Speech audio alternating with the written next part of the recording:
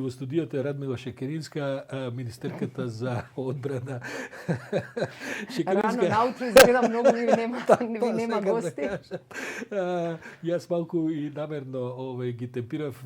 Јас секогаш кога викам министри гости многу и не ги најавувам за време на програмата, да знам какви ви се агендите, доаѓате од седница на влада, ако не се. Не, имавме состанок во владата, така, меѓутоа имам среќа што и вашето студио е блиску до зградата на влада, па брзо стигнав. И се плашам и после ако не дојдете треба да објаснуваме зашто е откажано и така, добро. Правиме мал вовед за да влеземе во наредните 20 на минути, разговори за две-три теми кои што се де факто во врвот на политичкиот интерес во Македонија. Сепак да ве прашам, од теке 66-тото заседание на парламентарното собрание на НАТО, кое што од 18 до 23 ноември се одвива онлайн главно и така натаму. Тоа вас лично директно не ве тангира, бидејќи парламентарната асамблеја на НАТО е асамблеја каде што парламентите од земјите 30 земји членки заседаваат и расправаат за темите на НАТО, но сепак има ли нешто што се одвива на тоа собрание што може би има некакви директни последици што се важни за нас? Во право сте, тука владата не учествува. И тоа само уште еднаш не подсетува дека членството во НАТО не значи дека владата е таа која што членува. Државата е таа која што членува. Тоа значи дека и нашето собрание сега веќе учествува на седници на кои до вчера било покането, но сега е рамноправно. Истото ни се случува со војните структури на НАТО, истото се случува на сите нивоа. Сега си тој кој што учествува и може да влијае на одлуките. Сите состаноци со НАТО се во светло и во сенка, да кажам, на корона кризата. Ние и на министерските состаноци дискутиравме многу на таа тема и споредувавме на кои се начини НАТО помагаше и на кои се начини армиите помагаа. Мислам дека видовме и во тек на кризата колку беше важно што токму на почетокот станавме членка на НАТО. И кога цел свет го зафати оваа криза, сепак не бевме оставени сами на себе. Туку бевме дел од најорганизирана, најмоќна воено-политичка структура. Но она што е интересно, не се дискутира, се разбира во парламентот, е што ние минатата недела ги имавме нашите состаноци за воената интеграција во НАТО. Само да објаснам, земјата станува членка во еден момент, но сепак на сите им е јасно дека во ист момент не може подеднакво да биде подготвена, да биде интегрирана во сите структури. И затоа, уште пред да станеме членка, ние го почнавме тој процес на интегрирање во НАТО структурите.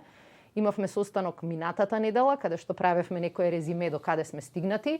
И јас сум генерално оптимист, ама амбициозен оптимист. Значи, сакам да ги поставиме високо целите, ама сакам и да си го сработиме нашето. Мислам дека на состанокот се констатира токму тоа, дека и покрај кризата со корона, ние нашиот план си го реализираме и јас очекувам дека следниот ноември ќе постигнеме целосна интеграција.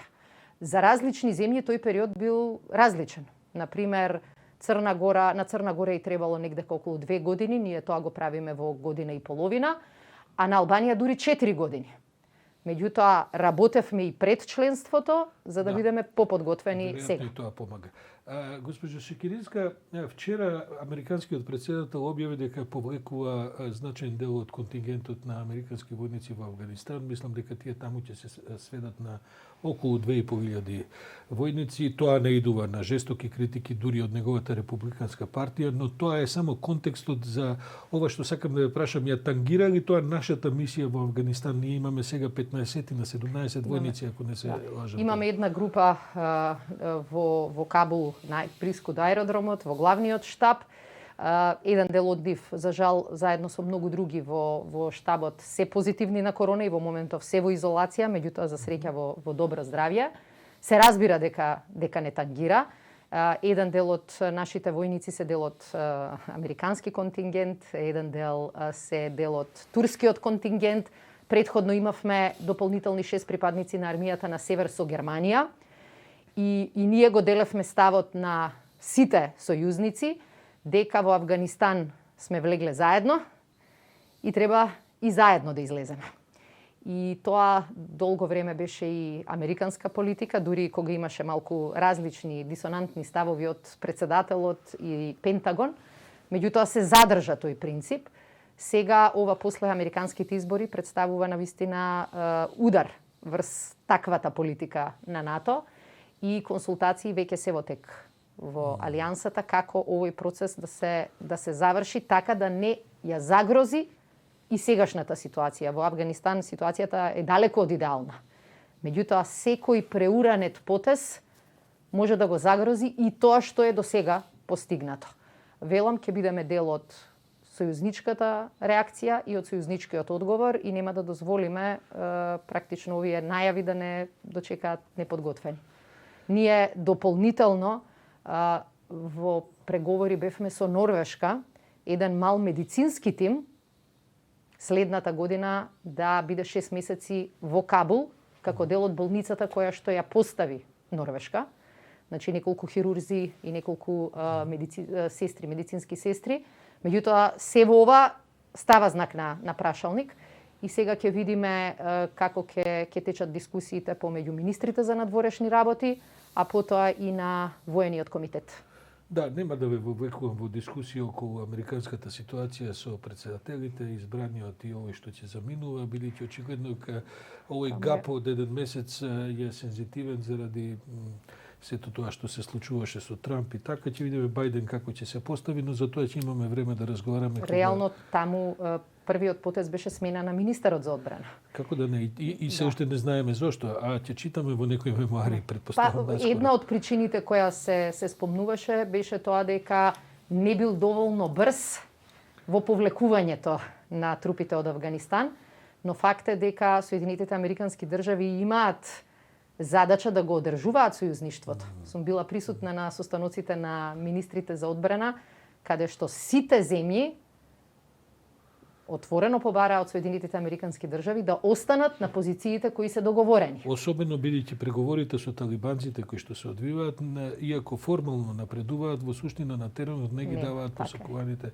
резултати. И она што го спомна генералниот секретар на НАТО и на пресконференцијата после нашиот состанок на 8 октомври, НАТО влезе во Авганистан како знак на солидарност после 11 септември, нападот врз Америка. Така е. Значи, практично нападот врз Америка беше доживеан како активирање на членот 5 и акцијата во Авганистан сите сојузници ја поддржаа како гест, врз членка на НАТО. Како гест на сериозна алијанса кога е нападнат нејзин член. Добро. Се поместија тие дефиниции за меѓународните мултилатерални иницијативи од како е Трамп таму, но ќе видиме што ќе се случува во наредниот период. Вие денес имате Совет за безбедност кај председателот Пендаровски. Темата е ковидот. Македонската војска е активирана за помош во овие денови кога бројките се навистина многу лоши на заразени, па и починати и така натаму.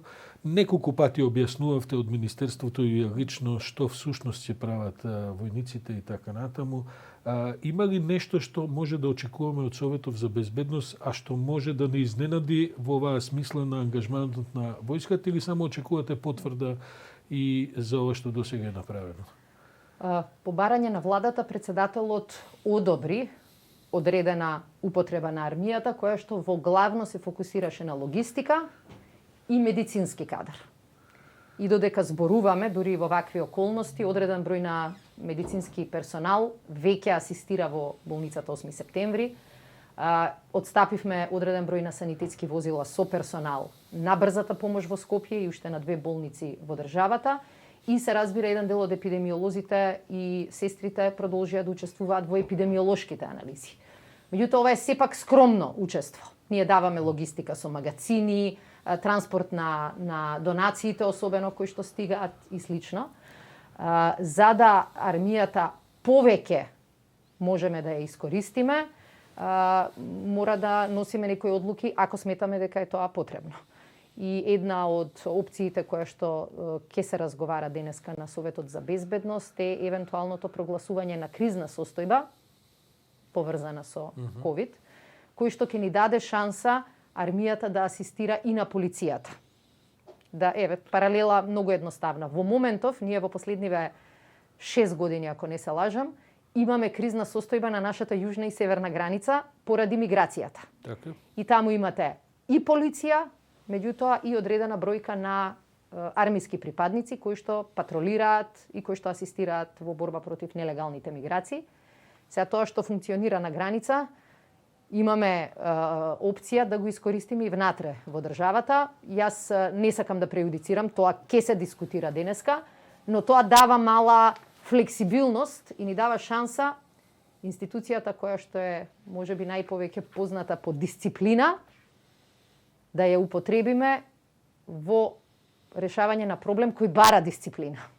И мислам дека има и аргументи за да тоа се одобри. Утринава ми беше професор доктор Никола Пановски, соговорник, еден од соговорниците. Тој вели дека по негови видувања доколку ова растов на бројките не се стабилизира некаде околу до 10 декември, дека владата всушност веројатно оние да кажем, драстични мерки на карантини и полициски часови ќе ги остави за нова година, бидејќи сега, ако ги воведете, ќе дојде и до замор на населението и така е сето тоа веќе станато голем проблем и така натаму.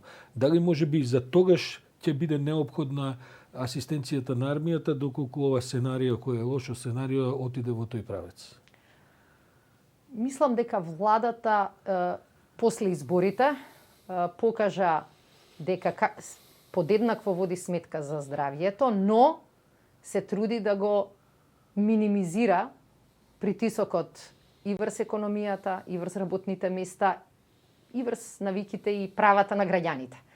Јас се сеќавам пред изборите беше присутна една теза и се создаваше еден страв, штом ќе завршат изборите, ќе имаме цел викенд ќе имаме карантини. И се сеќавам колку се трудевме да ги разубедиме луѓето дека тоа не ни е желбата ниту целта.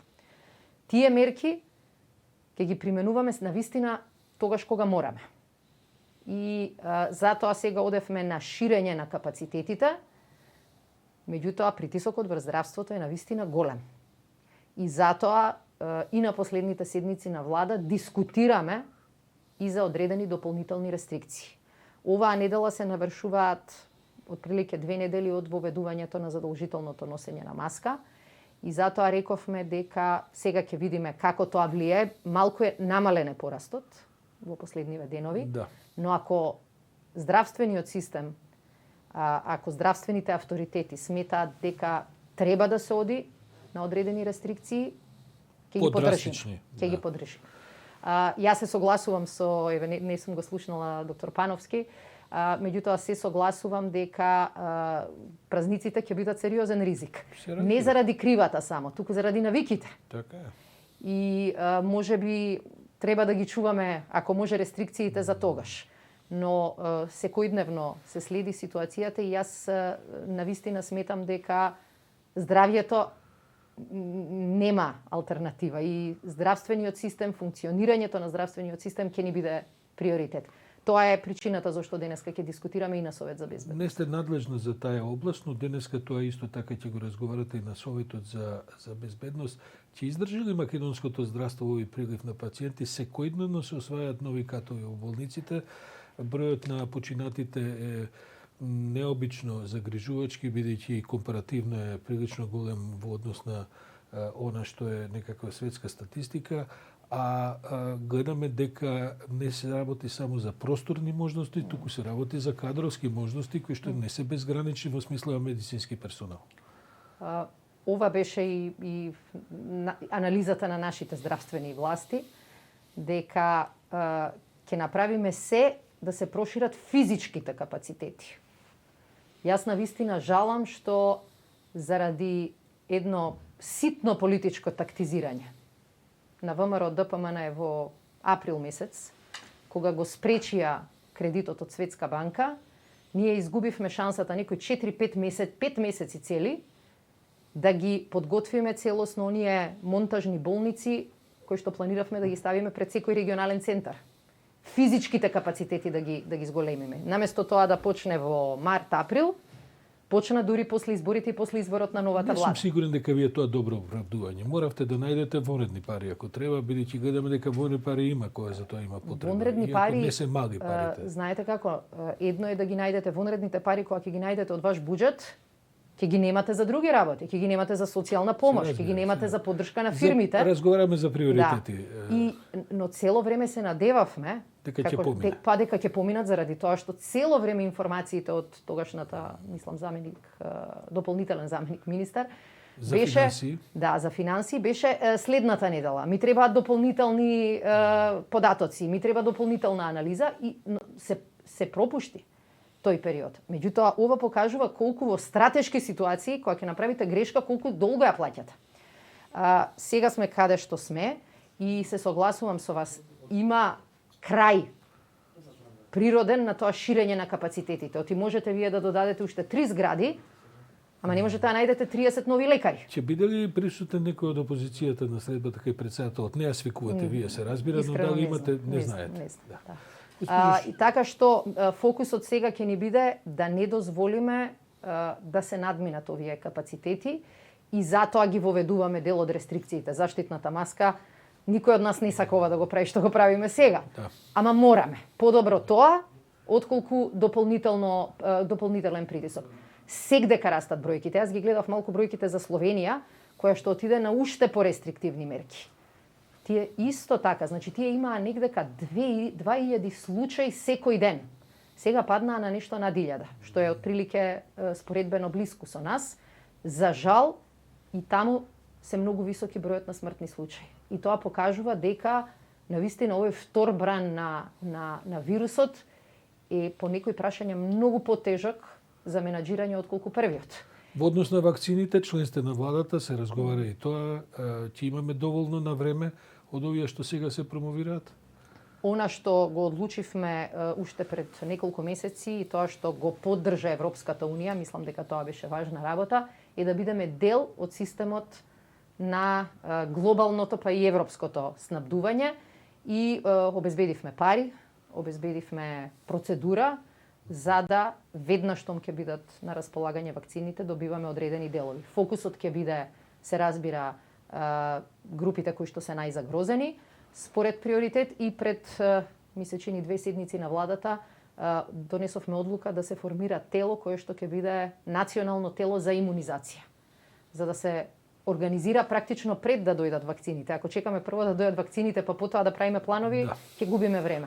Целта ќе биде во најголемиот дел од земјите приоритет има медицинскиот кадар, кој што е најизложен, потоа хронично болни и така натаму. Старосни групи и така натаму.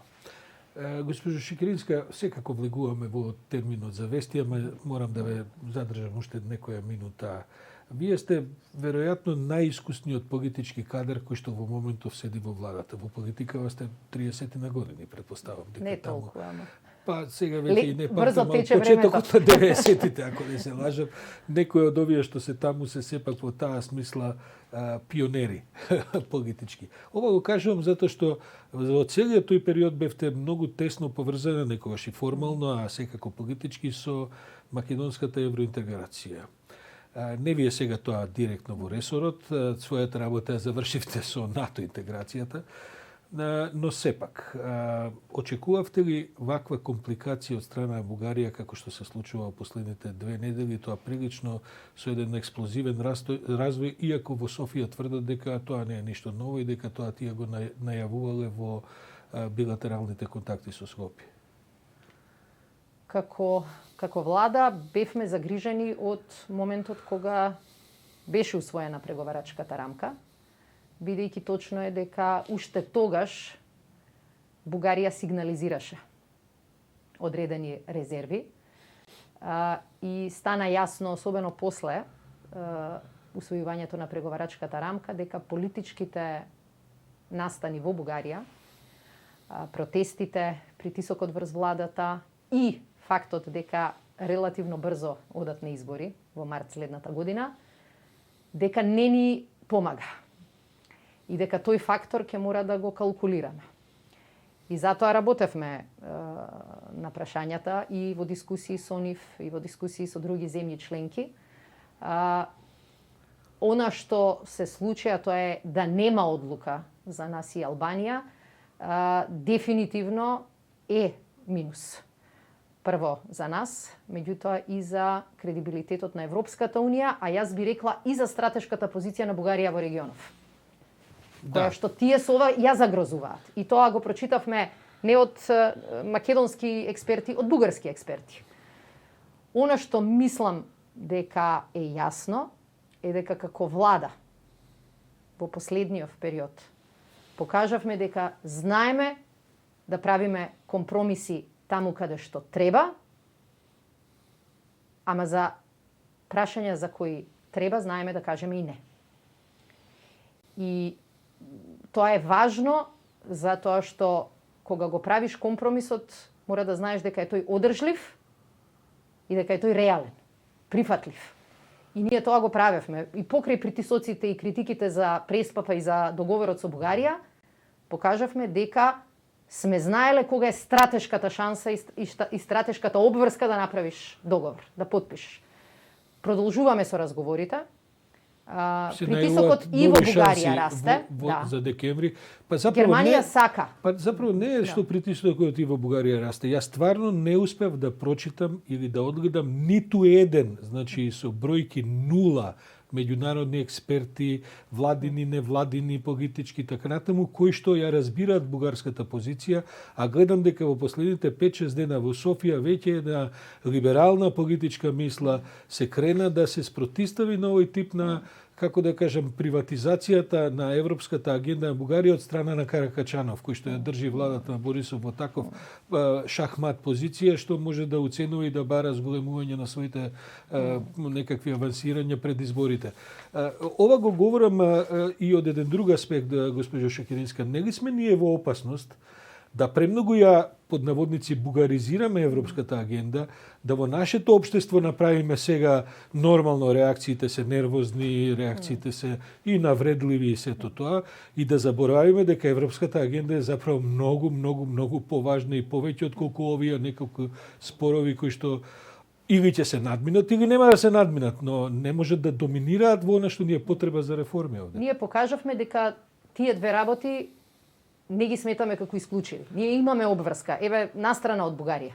Ние имаме обврска и да имаме добри односи со соседите, но имаме пред се обврска да си ги тераме домашните работи со силно темпо. И не мислам дека ќе дозволиме, како велите вие, да се бугаризира внатрешната реформа или европската реформа во државата. Она што мислам дека е важно е дека во моментов неподелен е ставот во Европската Унија дека ветото им штети на сите и дека треба да се надмине. И тоа да се надмине не следната година, туку по можност до крајот на годинава. И германското председателство тука реално помага. И вчерашните сигнали од Софија се во таа смисла се согласувам. Тоа се први сигнали дека го чувствуваат, не само притисокот, ја чувствуваат и одговорноста. Пазете, изјавите кои што дојдоа од бугарски експерти беа дека прават стратешка грешка и од пасивно-конструктивни се претвараат во пасивно-агресивни. Да, тоа е Весела Чернева, која што и не само Чернева, јас лично ги знам, Смилов, да не набројувам сега десетина имиња на луѓе кои што навистина излегува со јасни ставови и луѓе кои јас не ги познавам, но се таму сепак. Знаете, од една страна ние не треба да спиеме на увото дека во моментот никој не ја разбира Бугарија, и ги имаме симпатиите. Тоа нас ни се случи и со грчкото вето. Така е. Тоа не е доволно. Значи, ние во моментов ја имаме поддршка за нашите ставови, но ние мора да седнеме и да наоѓаме решенија. Со тек на време се заборава на тоа. Не само тоа, туку со тек на време тежината на притисокот се пренесува кон нас. Така. Затоа што Бугарија е земја членка на Европската Унија и доколку првично се сите шокирани и изненадени во Брисел од незиното однесување, потоа во барањето компромиси секогаш им е полесно да притиснат другата страна под наводници, а тоа сме ние, и кој знае на што се ќе бидеме изложени, тоа искуство имавме и со Грција. Ние покажавме и дека и во тешки ситуации кога имаме право, значи секој граѓанин, македонец или албанец, било турчин, србин, ром, бошњак, има право, како и ние, да се чувствува изневерен. Но ние како влада имаме обврска да се однесуваме како возрастни и зрели луѓе. И не да плачеме и да се жалиме на собствената судбина, туку да се трудиме да го решиме проблемот.